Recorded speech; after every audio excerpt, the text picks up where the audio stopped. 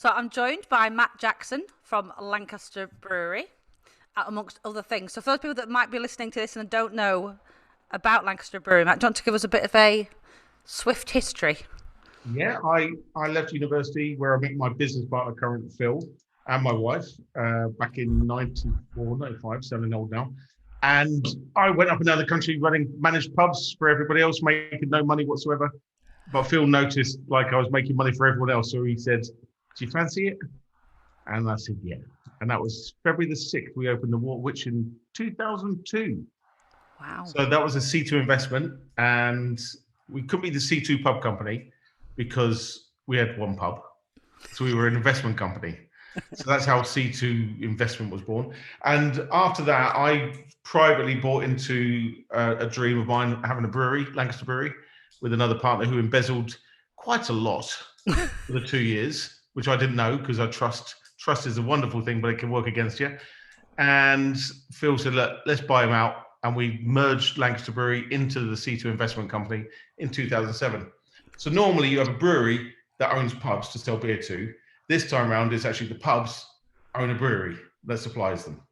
So yeah, it works. Let's be honest. You don't really follow convention in many things, so that doesn't surprise me at all. True, true. But I'm now down with the kids. I might be 49, but I've got a hoodie. So I'm getting there. And an iPhone. Yeah. And you make really, really good beer. Let's make that really clear. I And am cider. so impressed with the boys in the back. And in fact, throughout our whole business, the staff are key to so many things, and you hear it all the time. But when you look at our staff, they've got this belief, they've got a brand, something to be part of, and they've also got a career path. This is not just a part-time job. This is something they can get involved with and progress through the ladder. So two of our general managers now have come through the ranks. In fact, what we're talking about, three if you include Mark. So the brewery staff, we've come a long, long way from that tiny little backwater on Landsill. Now we've got a super brewery at Hornsey Pottery. And the beer from the first lockdown, there was about 1,200 barrels we had in our cellar. What are we going to do with this? Well, we managed to sell the whole lot during and just after the lockdown because our dates are so good because we've got food standard accreditation. There's 2,500 breweries in the country. There's about 100 that have got any food standard accreditation, government approved. We're one of them. So we can actually change our dates on the beer because we're in control. And it's all about paper trail and audit. And the beer was impeccable. So the boys need a lot of credit for that. They've been fantastic. So we're going to come and talk about the way that you have managed to, I suppose, well, you've had to really change how you've operated over this last, what's now going to be nearly a year, sadly. But before we get to that, we're not now the one pub, one investment company. We're now a large brewery, which has a supply chain outside of its own pubs itself. And we've got more than one pub. So let's just go to the pubs first. What somebody may well have been to one of yours and part of that group. So let's get some names out there so people can recognise the So pubs. the Sun Hotel's the famous one, if you would, in Lancaster. It's a very odd location and very odd look. It's not like a wonderful out. When you look at it, it's like you could walk past, but because it's so known, like every town has got their famous pub. You go to Skipton, you go to Keighley, you go to Carlisle. You know which pub you're going to meet in. The Sun's That's taken. because hold on. That's because you've been to them all. You've done your homework. My point being, everyone knows that famous adult friendly, and it's somewhere where women can meet and not go in and get stared at. Yeah. So we have a saying in the Sun, for example. I remember this when this creche used to be a pub because daytime is ladies' lunch with their prams because we've got the best changing facilities in Lancaster Barry. I didn't even know this. It just happens to be. They feel safe. The food's great. The wine's great. It's not the cheapest wine. We go a little bit above, and people enjoy that. So many positives. So that's the Sun. The Duke of Edinburgh is. I was really going to think of it as the cash cow there, but it's wrong. But it's been an absolute godsend. It's in Barrow and Furness, where nobody would go, and still very few go because of its reputation. It's not on the middle of nowhere. It's on the edge of it, and it's 51 bedrooms. And because we've got no sort of serious competitor threat, be it in hotel or in bar operation, there's no chains. The chains just haven't arrived. Wetherspoons is the only chain, and they are not in our competitive sphere. So yeah, that's been amazing. The mill at Ulverston is just the prettiest by a country mile. Historic town mill with a 5.5 meter water wheel in the middle of it with a stream running through over 3 floors. Kind of bit special. It is a bit special. It is very special. I mean, you can't have gone to the mill at Ulverston and not at some point stood on the staircase and had 5 minutes while it took your breath away when you realise that thing is still in the middle of the building. Yeah. I mean, it's quite mesmerising, and that you've kept it and you've also sympathetically restored that. But if actually, as you have done for all of them, whether it is the Sun, whether it is the Duke, wherever you're looking, there is some signature around the way that you do renovate your pubs, isn't there? Very much so. And we've got a good team, because once upon a time it was literally me and Phil, and I'm a stand-up bar pint with a handle kind of guy. He's a glass of premium lager, maybe a cocktail. I don't know. I'm doing him a disservice here, but he'll understand if he hears this, thinking, yeah. So he likes to go Friday nights for a meal. That would be criminal if he didn't. I'm like, no. Food is after 11 o'clock. Drinking time. So we always said, if me and him could agree on colours, on style, then you cracked it. And what's amazing, there's been a couple of examples where he's already looked at the brochures, the carpet, the fabric of the. Right, you pick them, and we've got books upon books, and literally I've picked exactly the same. And he's got on a piece of paper. It's almost like Mr. and Mrs. And we're there. And the last time it happened, we were like doing some new furnishings, and both of us picked independently, came back out. We went to this warehouse at different times, came out with exactly the same pick. So we have actually got a lot in common. So yeah, the mill now, that was done by Carl, who does all our design now. He's great, and it means that me and Phil stop painting things brown, because brown's done. So, and we've also got the Palatine in Morecambe. That's a tendency of ours. The Molinari's, Molly's restaurant on Church Street, Lancaster. We've got an interest in that. We've just got heads of terms for release on the train station, platform 3 of Lancaster. So that's going to be a nice. In fact, it's going to be cute. I can see this being a favourite of mine. They've done a fantastic job inside, but there's no hurry for us to open the doors there because there's not a lot going on. And of course, there's the brewery tap itself. A lot of people forget and overlook the brewery because you talk about the brewery. Well, actually, inside the brewery, there's a huge warehouse where we host massive functions, in fact, glorious functions, and a huge garden at the side that it offers so much for the town as well as people's. Well, it's an odd business because we always wanted it to have a bistro there. So you'll come down from Kendal or up from Preston because we're going to the brewery for a meal, and we didn't have money for the kitchen at the time. And in the 6 months we were building our reserves to do whatever we planned to, was when people said, "Do you mind if I have my 40th there? Is there any chance I can have a team building meeting or a wedding?" And you're like, the community pretty much decided what was about to happen to that business. Not us. But you have to listen. It's a big place. So there are as well it's dressed as well, isn't it? Beautifully for weddings, because people have their wedding receptions there. And of course, they can spill out into that outdoor garden space, but it's so big because I've seen it in there with marquees out. So they've doubled the space effectively with the indoor area and the outdoor area. And I think it's not a hidden gem, but it's one of those places that once you discover it, you think, oh my God, why have I not been here before? So many people that go there for whatever purpose, whatever function it is now, I've never been here before. I didn't know about this. How much more market share could we get? Because you keep hearing them comments. What do you mean you've never been here before? You must have been to the Food and Drink Festival, Christmas market nights. You must have been for a wedding. No, nothing. And the last one that I think it was the last function we had, was a certain Fruiting Fest, Valentine's Day last year, which kind of, for me, it epitomizes what that is. It's a beer hall. We've got large German sort of benches, steins of proper beer and proper international lager, and everyone having a thoroughly good time. They were having a thoroughly good time. In fact, some of them were having far too good a time by the time the doors closed. So that brings us to the brewery. So we've got the brewery, and actually people will come across Lancaster Brewery product in places other than a Lancaster Brewery boozer, won't they? Yeah, it's an odd mix because amazingly, we are now deemed the Goliath of the beer world compared to our competitors. And also, there's a few customers that go against us because we've got a pub in their town. So why would we take your beer? Why would we have your beer and support you? So it's a difficult marriage to deal with some of these customers to try and romance them. So no, we're here for you, and we want to support and we want to enhance the offering of a town. Join us on our journey, and it might help. But it's a difficult sell.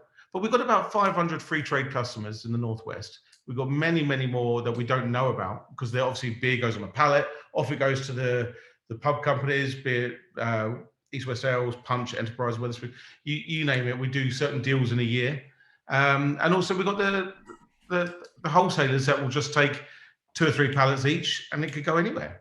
So you could find yourself as a guest beer in a pub that you haven't directly supplied, in essence. Correct. Yeah. And Okay. I have so many emails, messages in a week saying, just add your pint. I mean, it's a lovely thing where they're taking a photo of a pump. I've seen the pump clip before. I know what the pump is. In your beer mat. And it's lovely that we've still got that personal touch with people that they want to share their experience. Yeah. And also I mean, I know I'm actually asking a question that I know the answer to, but there's a fair few festivals that Lancaster Brewery pops up at as well in normal times and ordinary times throughout the year. Obviously, you and I can be seen manning the bar for quality purposes always at those events. I can remember the last one we were at, where it was only me and you working. The other freeloaders that ended up at the main stage. Yeah, and that's very true. If you've seen me roll a barrel, you'll also know it takes about 3 times as long as it would take any other able-bodied individual. But nonetheless, I did commit myself to do it. So, but they do. So Kendall Calling, Blue Dart, as you say, there are several festivals that people are queuing up for. A real beer, and more often than not, that's going to be a Lancaster Brewery product as well, isn't it? Yeah, we've not looked at our customers' offering. We've sort of looked at what the festivals were offering, and we came on a journey a long time ago with Kendall Calling was our first, and realised the first. So each brewery had to turn up at Kendall Calling with their beer and their pumps and their lines and whatever, and make sure the beer was on. That was the rules. You had like 3 tickets to get in, enjoy the festival, but your beer has to be on. We turned up, and one of the other brewers there had actually got our stolen hand pulls. And we're like, what? Let's just clarify. You hadn't stolen them. You mean that they were stolen at the time? They had our hand, and we're just like, okay, this is going to be a long weekend. And before you knew it, they were never at the bar. So we were servicing everyone's to make sure, because we try and do a competent job. We had to make this work, and we did everyone's. The following year, we sat down and said, this can't go on. If you want us to do it, this is what's going to happen. We will run the tech. We will run this. We will invest in refrigerated lorries now outside. We'll do all the hand pulls, so therefore people aren't going to steal them. And that's it. Give them all 2 tickets, fine. But we're going to do behind the scenes. And that's how the relationship started. And we have got so deeply into this. We're very, very good friends now. You'd never rest in your own say, oh, they can get somebody else in, because they can. Like, you were there when Purity came. They were a massive sponsor. We could have been kicked off within a second, and that would have been a problem because that's a commercial decision. That's nothing we've done wrong. So, but I think these festivals see what we do and what we offer and the support. And we've also invested a lot in the background equipment. So me and you aren't rolling barrels up muddy hills. They're always downhill, the cellars, aren't they? They're never put right. No, they're never put right. And also, it's amazing how many people stand in your way chatting when they can clearly see you rolling a barrel toward them. So, yeah, although, that's interesting. I've had many a polite conversation. Oh, yeah, excuse me. But we now got 1,000-litre bagging boxes. I mean, if anyone listening to this can picture what that looks like, it is insane. It is insane. And from every one of these boxes, we have 3 lines coming off it. And it could be like a 10-pint run to the far end. And it is incredible. Like Mike, one of my shareholders, he loves the tech side. So we got compressors helping push the beer. And you're like, oh, say this goes wrong. What can we do? So we got a load of clean barrels just in case we have to decant as an emergency. But so far, touch a lot of well, plastic wood. It's worked really, really well. And when I've been there, and I've been at those festivals, you've had people that have come to the bar front and said, "I've been looking for your tent, as they call it. I've been looking for yours for ages for real ale." So there's a real people are invested, aren't they, in the idea of speaking to somebody who can tell them what that beer is, who can tell them that actually you've got some that are gluten free, you've got this, you've got that, and that's a big aspect as well. It's not just let's deliver it properly, let's make sure it pulls properly, but there's also there's people that are coming to those festivals hunting out where Lancaster Brewery is to go and get in line. And year after year. And I said, do you remember last year? Do you remember when we spoke last year? No. Because as you know, we work till 5 o'clock and then the paid staff come on. Things go a little bit downhill from there. But and everything from is it supposed to be cloudy through to all those kind of questions that we answer. But I think that's the that's when the maker is also there on site and can explain the craft process to somebody who is genuinely interested in understanding what that is. Absolutely. So you've also got the brewery. So ordinarily prior to the pandemic, people could actually come and tour, couldn't they, and see all that process happening as well. What, at the brewery itself? Yeah. The tours, yeah, it's a huge part of our income every year as well. So I think we price it about right. It's a bit difficult because you're using Groupon, and a lot of people don't understand how that works. Because you've got to inflate the price to make sure that they get their discount.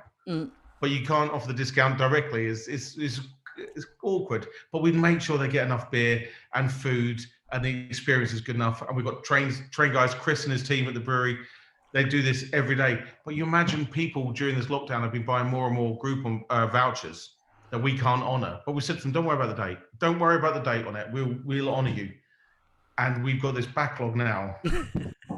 I don't know, 5,000-6,000 people. Wow. It shows the success. Yes, and it shows the interest, doesn't it, in people really wanting to understand. But how do you? It's not almost like giving out a vaccine. How do you deal with this? No, you can't all come on a Saturday. No, you can't, and you can't give them all a shot of ale in their arm either. That's not going to work. So, but that's almost a. Was that accidental that the tour started? Did you think actually good idea, or was it born again out of the question being asked or the community forcing that? You know that how decision. You know how I operate. I've always looked at others, admired, respected.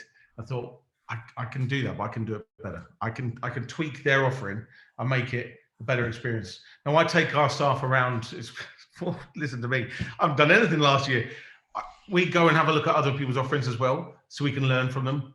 And what we've learned is we are head and shoulders above. That is a really good experience, a really good engaging tour that people just leave very, very happy.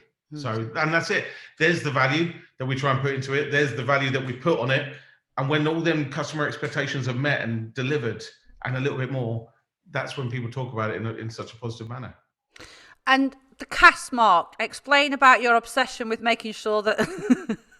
So Cask Mark are an independent charity organisation, whatever, that do assessments. So they viewed there was a problem with ale. People drinking more and more at home. People are drinking more and more lager. Imagine it. So what's wrong with our British product? And then a lot of it was because of temperature. Because it's old. You have a good pint because you've had a bad pint previously. So you know what good and bad is. And sometimes beer drinkers want that. They want to have that euphoric finding this pint has been the best pint because them ones before were terrible. A lot of people think, I don't want to risk it. I'm at work tomorrow. I don't want to be sat on the toilet. The Cask Mark setup, a guy called Paul Nunny, who was the director of Adnams, and he said there's a gap in the market here to do quality control. Now, concept's great. There's 10,000 people signed up for this, but sometimes the problem is it's all managed houses. It's the Green King, it's the Wetherspoons, it's the Mitchell and Butler. And they've done nothing wrong by trying to establish a accreditation score for their pub. But it means that they're kind of lazy, so the area manager doesn't have to go in and check. So the landlord almost gets told twice a year. So sometimes it's done badly like that. Other times, like you got likes of ourselves, they're so proud of it. And one of my managers in Barrow, I remember he threw the Cask Mark guy out because he gave him 4.5 out of 5. He wouldn't take the certificate. You're coming back, I want a reassessment and I'm going to get 5. So you got the other extreme, yeah. But what I really love about the cask mark is there's certificate on the wall, and you can go on their app around and do a pub crawl. So me and Sarah go to different towns all the time, or if we're sent to get our yeast in Sunderland, we've got a customer in Grimsby. On the way back, we'll pick a town and hit all the cask mark pubs. It's great. For research purposes, obviously. Technically, I do some on my credit card. Mostly, I do. And am I not right thinking there was some kind of, because I have been on one of these occasions with you where you've either found it on a map or there is something that tells you that there's a cask mark pub near where we are, and we just have to go to check the quality of that particular pub. You have to have been, because I'm so sad. I would have taken you. There's no doubt in my mind. Oh, I know I have, and stood in a pub while you tested whether or not you felt it met the cask mark standard. I am absolutely clear about that. So, where else do people find the Lancaster Brewery products? So, that's the other thing we haven't mentioned. So, there are, there's the blonde, there's all those different aspects of your own produce. Our branding was quite succinct, and a lot of brewers now copied, and that's great. It's flattery. A lot of beers were called blonde, but ours was just blonde. Lancaster blonde. Says what it is on the tin. Amber says calm. That's your bitter, your standard old man bitter. Red kind of suggests it's going to be strong, and it is, and dark. And black is the stout. It's very, very simple. So then we have our seasonals as well. But the biggest thing for us now is looking at on a supermarket shelf and watching how that works. And again, so much noise going on a supermarket shelf. Everyone fighting. We've all stood in booths or Waitrose and looked at a fantastic array.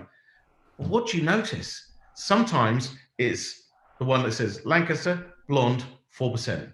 And all of our beers, when you look at the label, have got 4 descriptive terms underneath it in quite large letters. Very unusual for you not to have a beer in your hand, to be fair. It's quite an unusual occasion anyway. I've actually just come up from the bar downstairs. I thought I'd better leave the pub behind. But like blonde is golden biscuits, delicate. I can't remember what the other one. But again, we use all our staff to come up with the names. Everyone gets an input in, I don't care who you are, you wash barrels or you're on the telephones. Come up with some names and we'll sit down and we'll analyse who's got the best. But we kept it to 4. And that is really, really difficult to try and describe very quickly. Beer. He's told me to get beer. What beer? I haven't got time for all that dog's bollocks, sweaty Naz nonsense, yeah? All that colour shouting off a shelf. Screaming, yeah, it is screaming, yeah, it is. Sometimes it's just like clean, simple, nice. So you mentioned then booths. So where would someone be looking out for? And also we've mentioned some of the beers there, but what about ciders and other stuff? And yeah, good shout. So we have our own cider as well. Again, it's because we had a very, very good relationship with Alistair when we first started. You must imagine how difficult it is for them. Co-op was exactly the same. When they came to us, they just literally just gave a sigh, thinking, "Thank God," because how many brewers have they been to, or even on that northwest trawl where they're trying to find other like a bread or a milk supplier, and they go around and it's filth. It's the guys are up in cloud cuckoo land thinking they're going to take on the world. They came to us with sensible people, with a sensible brand and accreditation, food standard accreditation. Yeah. And they're like, so when they were using us as an example for so many of their work, their projects and marketing, Asda, they overheard one of us say about the cider. We were talking about planting 20 trees in the allotments to the side. No, they were like, we'll be interested. Okay. So next thing we have to now go and find another cider. But what we realise is if you look at Magners and Pullmans, that's not cider, that's sugar juice. Coloured Record League. Ugh. I mean, I cannot drink Record League or Copperberg. It's just disgusting. But it's what the market wants. Branded into a sophisticated package. It's disgusting. We wanted no colorants, no stabilizers, no sugars. And that's what our cider is. So we've entered that market. Budvar's another one that we do. Again, this all comes down to accreditation. So we've also got, it's called grain to glass, which means everything in our process has been accredited, including our distribution. Our distribution has to be chilled, controlled, and within a certain hour. This is our charter. If we're going to deliver to you, we're going to put it on the stillage for you. We're going to vent it as the customer wants. Most brewers just leave outside. We're like complete. So Budvar, we've been talking then for a long time, but finally we got this accreditation. They said, would you be our Northwest distributor? Now we got a company owned by the Czech government has selected Little Lancaster to be their representative to the North. Now, unfortunately, we don't have exclusivity because they've got national contracts with Matthew Clark or LWC. However, our relationship has just grown and grown because you look at the Budvar as a standard, like a real premium standard. Well, ours goes along with it. People view our beer as the same kind of high premium levels, which is a really good marriage. Very symbiotic. Nice. So, cue card done. Right. So then the other thing will be, so anyone who might be looking at social media could not fail to notice that you have been out with deliveries. So you have been taking deliveries because you obviously haven't been able to open the pubs in the same way as you would do normally. So people have been getting their orders delivered. Correct. At a very socially safe distance, I hasten to add, to their door. Yep. So that started off as an idea that we thought we had to do something. There has to be something we can do here. And we entered into that sort of new marketplace. And it went with a huge, huge success. We are, I dare say, the struggling word is a negative one, but it's where we are in January. Is it dry January? Is it people that couldn't give a toss about the lockdown because they're going to supermarkets anyway? The first lockdown, it was difficult to even get into a supermarket. And the ration, you couldn't have more than 4 of something. Or is it people just run out of money? I don't know. But this January has been a particularly tough time. In saying that, I had a full van today, as did Mark. I do the North and Lancaster. Mark Walsecroft, our sales guy, our sales manager does the South. And he had to set off early because the amount he had on. So it was a good day in the office today. So it's nice to see. And you have a chat with people. Sometimes when you knock on the door, these people they're in. They can't go anywhere. And we always deliver to the door, knock, stand back. So let them have a chat if they want to. And often they do. And it's great because I've kept sane-ish during this experience because I've been really out there and enjoying it. You must be very glad of that kind of community support, that community love for that brand, because of course if anything was to prove that all that hard work you've done with community up until this point, there has been some reciprocation, hasn't there, during that lockdown period? So many of the comments are, we'd only buy from you. We want to look after you. There's one customer just towards the university. I won't even say where, that would be rude of me. And I've delivered, and I phoned up my operations manager. Said they've got 4 cases still in their porch. He goes, I'm pretty sure they're doing this every week, to support us. And their son comes up now and again, and there's something for their son.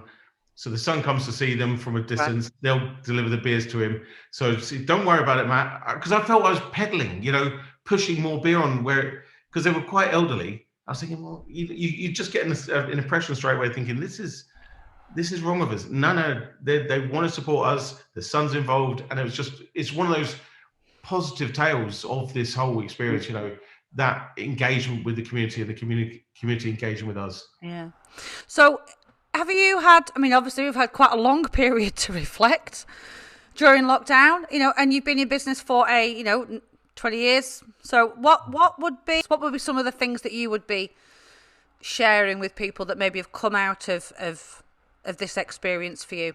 If anything, that the whole that mantra, look after people on the way up. Yeah, I think if ever there's a example of how important that is, right now we're all down. Yeah, we're all in it together, down. However, it's that engagement with people. It's that. I think we're, as a company, we're as nice can be throughout, and it's just absolutely wonderful to see the community coming behind us. But also, it's incredible how many people know me because I've actually sponsored. Just today, Little Lee, you'll know him. He's logoing one of his vans up with some brewery because he likes us. He's not involved in the brewery. He just likes us, and he thought it'd be really good for us. Have you got this? No, but you sponsored a badminton tournament with my sign writer, and he's got the logo from that badminton tournament. Yeah. I said, yeah, that sounds like me. Well, that's a good point actually, because you the Lancaster Brewery itself does a lot for charitable stuff, but you also have some charities that you've got a very long relationship with, haven't you? That you support year on year on year. I know you do lots of raising money. You donate loads of gifts and prizes. When we ran the recent one for Morecambe Bay Food Bank, you gifted an overnight stay. You gifted a load of beer. You know, those kind of things have ended up meaning that we could raise thousands of pounds for the food bank to help people in the local community. But they were just requests that you get every other day. But you've got ones that you're very much tied to, haven't you, as well? There are several very near and dear. I sit on a couple of, as trustees of some as well for my crimes. But yeah, the Fork to Fork one, I always remember. It's just before we moved breweries.